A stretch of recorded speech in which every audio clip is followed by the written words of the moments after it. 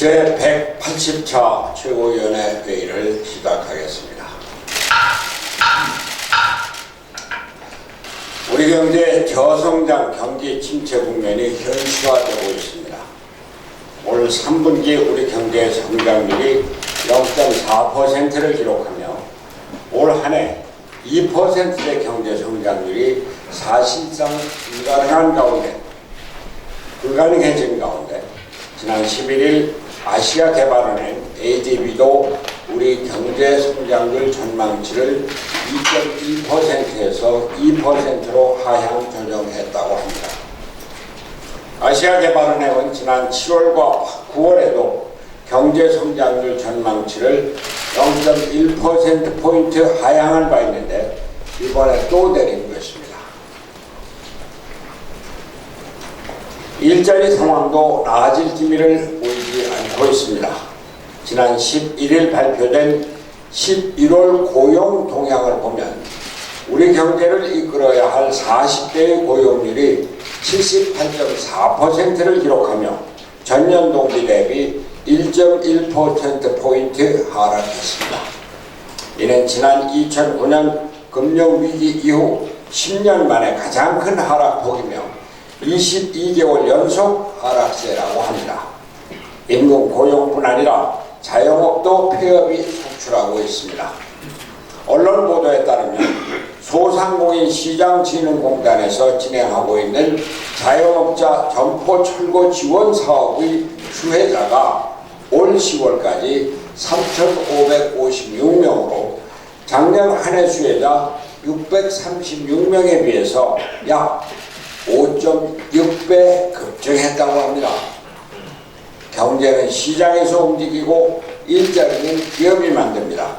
우리 경제 기업의 활력을 되찾아줄 특단의 대책이 필요한데 문재인 정부의 경제정책은 여전히 친노조 반기업 정책으로 일관하고 있습니다. 어제 대통령 직속 정책기획위원회는 혁신적 포용국가 미래비전 2045를 발표해서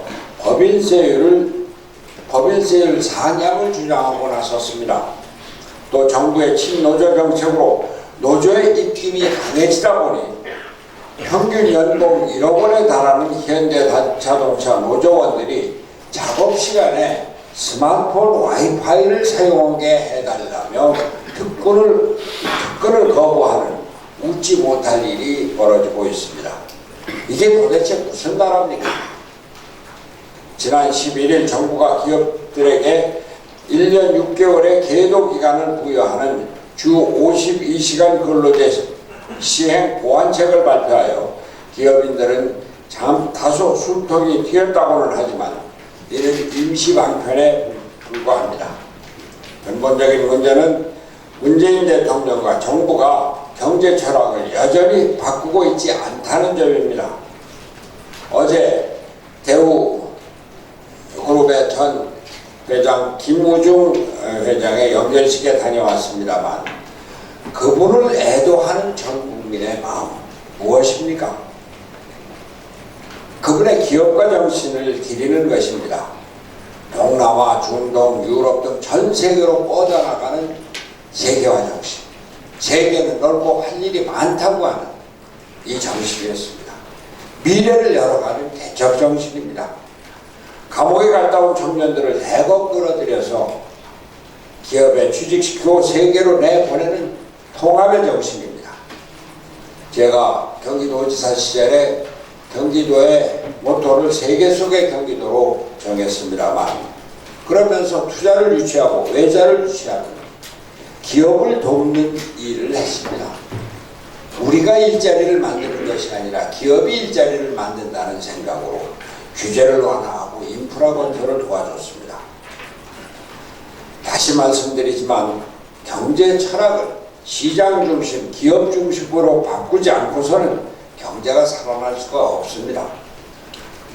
문재인 정부는 제발 기업이 경제의 주체가 될 수 있도록 경제 환경을 바꿔주시기 바랍니다. 문재인 대통령의 전향적인 자세를 다시 한번 촉구합니다. 말씀만 더 드리겠습니다. 여야의 대립이 또다시 극한으로 치닫고 있습니다.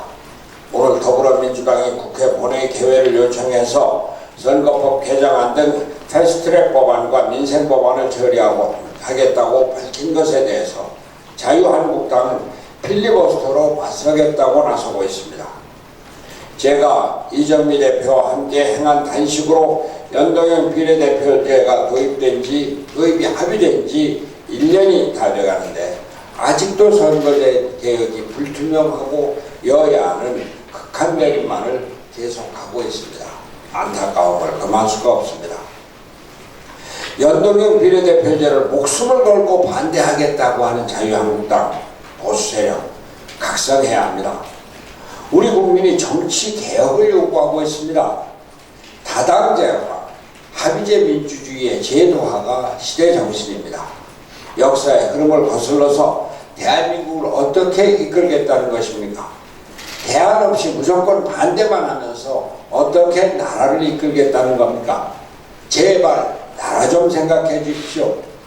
당파적 이득만 챙기지 말고 나라와 국민을 먼저 좀 생각해 주십시오. 집권 여당인 더불어민주당도 마찬가지입니다. 작년 12월에 연동형 비례대표제 도입을 합의하지 않았습니까? 그런데 이제 와서 의석 한두 석을 더 얻어보겠다. 준연동형이다. 아니 준연동형이다. 이제는 그것도 모자라서 비례대표의 절반만 연동형을 적용했다고 소위 갭을 씌우겠다고 합니다. 비례성과 대표성을 강화하는 선거제도 할 생각이 없다는 얘기입니다. 민심을 제대로 반영하는 선거제도를 만들 생각이 없다는 이야기입니다. 아니 문재인 대통령과 문희상 국회의장도 연동제 비례대표제 도입을 지지하지 않았습니까? 집권 여당이 어떻게 당장 눈앞의 표에만 매달립니다. 그럼 나라가 엉망이 되는 겁니다.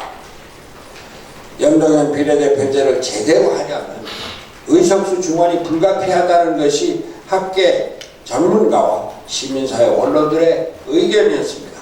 그런데 더불어민주당은 국민 여론이 의원수 중환에 반대한다고 꿈쩍도 안 하고 있습니다.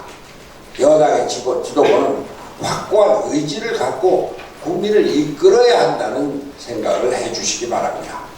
여당이 단순 과반수를 얻어서 국회를 주도할 생각 이제는 버려야 합니다. 앞으로는 연합정치, 다당제에 의한 합의제 민주주의 시대가 온다는 점을 제대로 인식해야 합니다.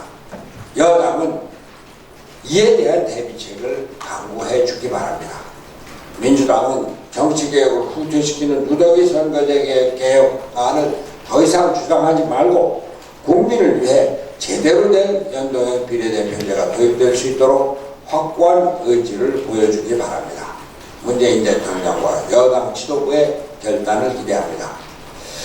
어제 당명을 발표한 새로운 보수당에 대해서도 한 말씀을 드리겠습니다. 보수라는 이념에 집착해 정치개혁을 거부하고 민생 법안 처리를 필리버스터로 막겠다고 하는 행태가 어떻게 새로운 보수인지 참으로 안타깝습니다. 결국 모든 사안에서 자유한국당과 결론을 같이 하고 있지 않습니까?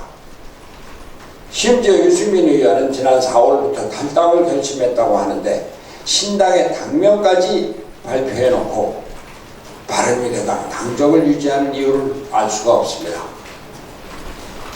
지금이 어느 때인데 보수를 표방하고 이념을 당명에 공식적으로 터치를 하는지 참으로 한심할 꼴입니다. 그러나 이제 그렇게 하겠다고 하니까 자유한국당의 통합을 염두에 두고 창당 작업을 하는 모습 이것이 그대로 보이고 안타깝습니다만 이제는 본색이 드러난 만큼 안철수 대표가 언제 합류할 것이다 이러한 궁색한 변명 마시고 떳떳하게 전신하기 바랍니다. 우선 당적부터 정리하기 바랍니다. 감사합니다.